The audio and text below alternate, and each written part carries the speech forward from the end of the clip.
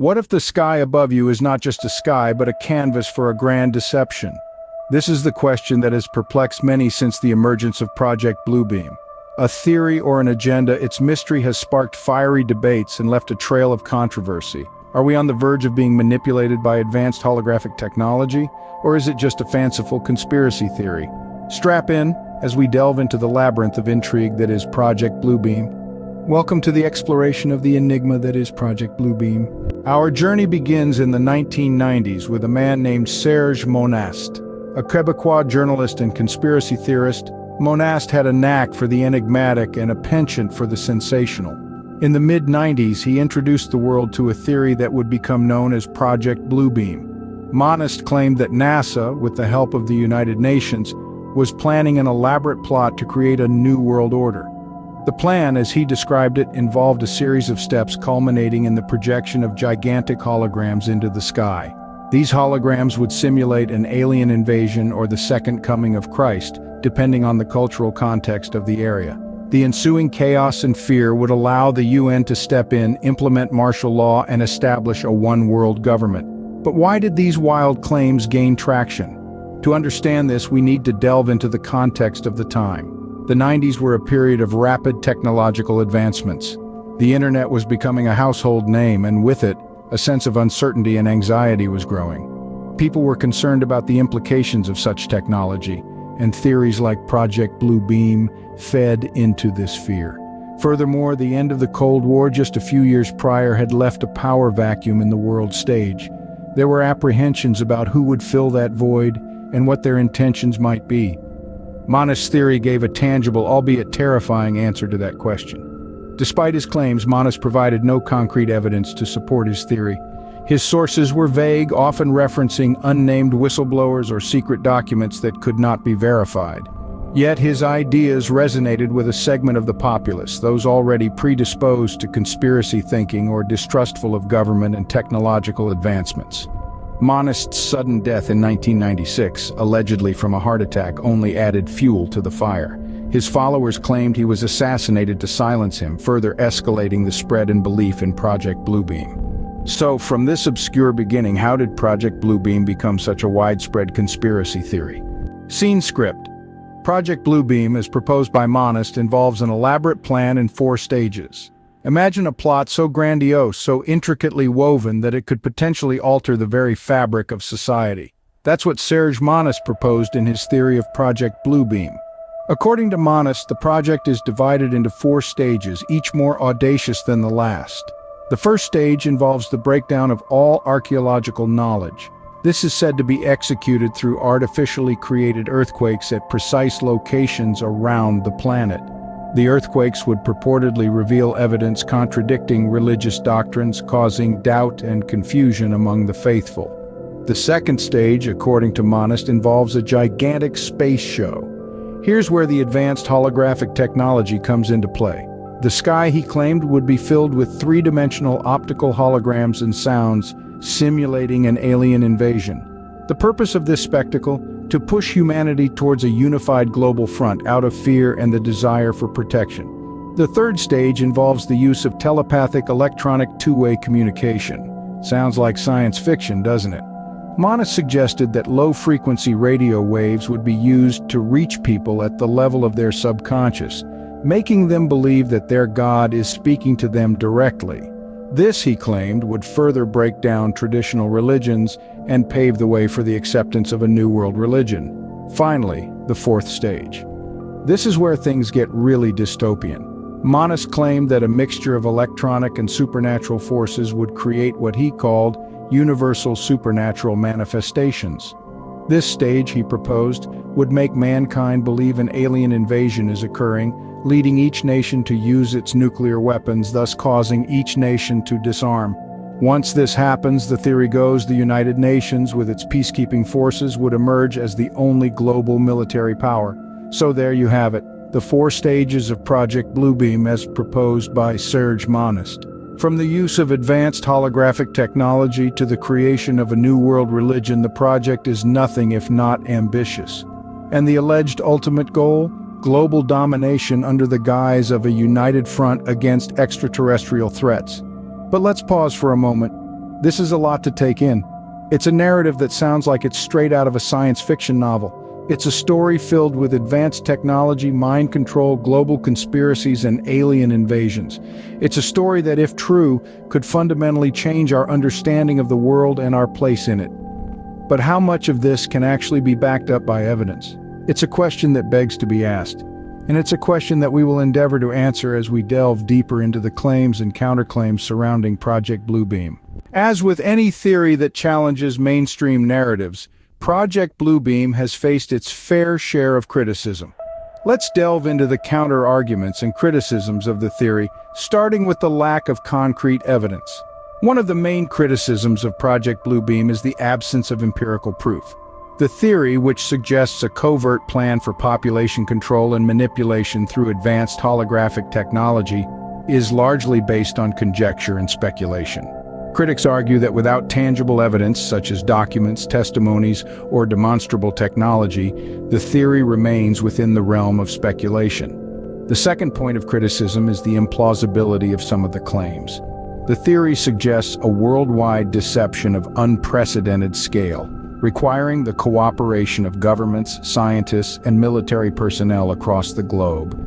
Critics argue that orchestrating such a widespread conspiracy would be virtually impossible, given the sheer number of people that would need to be involved and the risk of leaks or whistleblowers. Moreover, the technological aspect of the theory raises eyebrows. The idea of projecting massive holograms in the sky capable of fooling billions of people seems far-fetched, even with today's technological advancements. Critics argue that the logistics of such a feat are incredibly complex and would require technology that is currently beyond our reach. Then there's the criticism regarding the source of the theory. The concept of Project Bluebeam originated from Serge Monast, a Canadian journalist known for his conspiracy theories. Monast claimed to have received the information from unidentified NASA whistleblowers, but provided no verifiable evidence to support his claims. Critics argue that relying on a single, unverified source undermines the credibility of the theory. Another counterargument revolves around the predictive failure of the theory. Project Bluebeam was alleged to be implemented in the mid-90s, but no such event occurred. Critics suggest that this failure to materialize casts doubt on the validity of the theory. Finally, the theory's focus on religious manipulation as a means of control has been critiqued. Critics argue that this element of the theory plays into existing fears and prejudices about religious institutions and may serve to stoke fear rather than encourage critical thinking. In summary, critics argue that Project Bluebeam lacks concrete evidence, is logistically implausible, relies on unverified sources, failed to materialize as predicted, and potentially stokes fear through its focus on religious manipulation. However, it's important to note that these criticisms do not definitively disprove the theory. They merely highlight the areas where Project Bluebeam falls short, according to some. So we're left with a divisive theory. Some believe it wholeheartedly, others dismiss it as pure fiction. To delve deeper, we've gathered insights from experts in technology, sociology, and conspiracy theories. Firstly, we have Dr. Amelia Sinclair, a renowned technologist with a specialty in holography. She opines, "The technological claims of Project Bluebeam, such as the ability to project massive lifelike holograms into the sky, are currently beyond our grasp. While it's true that we've made significant strides in holographic technology, the scale and complexity described in this theory are simply not feasible with current technology. Furthermore, the energy and infrastructure requirements for such a project would be astronomical." Next, we consult Dr. Liam Dunbar, a sociologist who assesses the potential social implications. If the claims of Project Bluebeam were true, the social impact would be profound, he states. It would lead to a breakdown of trust in institutions, a rise in paranoia, and potentially even social unrest. However, it's important to remember that these outcomes are based on hypotheticals. The existence of such a project remains unproven. To balance our perspective, we also spoke to Dr. Helena Ross, a conspiracy theory analyst. She notes, "Conspiracy theories often arise from a feeling of powerlessness or a distrust in authority. Project Bluebeam is no different. It provides an explanation, however implausible, for complex societal issues. It's important to approach such theories with a critical mind and a healthy dose of skepticism." So what do we make of these expert opinions? Dr. Sinclair's insights suggest that the technological aspects of Project Bluebeam are currently unachievable. This challenges the credibility of the theory, as the technological feasibility is a key component of its claims. Dr. Dunbar's analysis, on the other hand, highlights the severe societal consequences if such a project were to exist. It's a sobering thought, reminding us of the potential dangers of unchecked power and the importance of transparency and governance.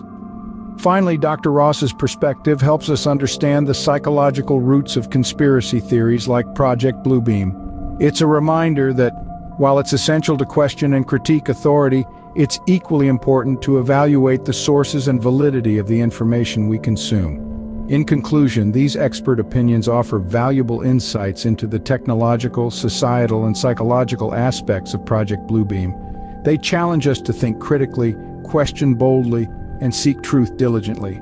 They remind us that in the realm of conspiracy theories, things are rarely as simple as they seem. These expert opinions provide a nuanced view on the matter, but they also raise new questions. Regardless of its veracity, Project Bluebeam has undeniably left a mark on popular culture and discourse.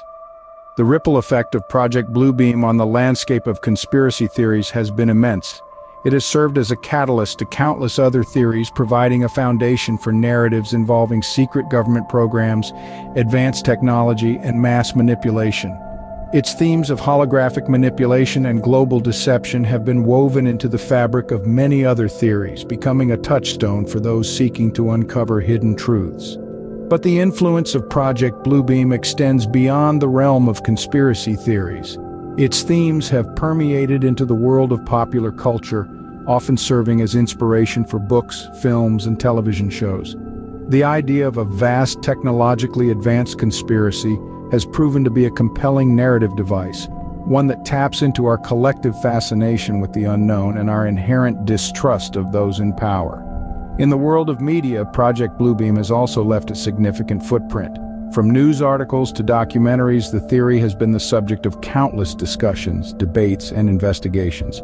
It has become a symbol of the broader debate about the role of conspiracy theories in society, sparking conversations about the power of misinformation and the importance of critical thinking. Beyond its cultural and media impact, Project Bluebeam has also left a legacy within the world of academia. The theory has been the subject of various research papers and studies, with scholars examining its origins, its spread, and its impact on public discourse. It has become a case study in the power of narrative, and how ideas, however outlandish, can gain traction and influence thought. Yet perhaps the most significant impact of Project Bluebeam is the way it has shaped our collective consciousness. It has fueled our appetite for the mysterious and the unexplained, sparking a curiosity that drives us to question, to explore, and to seek out the truth. So whether or not Project Bluebeam is real, its influence is undeniable. As we come to the end of our exploration, the question remains: Project Bluebeam, conspiracy theory or agenda? Let's take a moment to reflect on what we've uncovered. We delved into the origins of Project Bluebeam, tracing its roots back to the writings of Serge Monast. We dissected the claims from advanced holographic technology to simulated alien invasions and religious events. And we didn't shy away from the counterarguments, acknowledging the criticisms that suggest this theory is nothing more than a fabrication. We heard from experts, listened to their perspectives, and considered their insights. We wrestled with the impact and legacy of Project Bluebeam, its influence on popular culture, and its role in shaping our understanding of conspiracy theories. Yet, as we dissected and analyzed, as we questioned and probed, we also discovered that there's no definitive answer.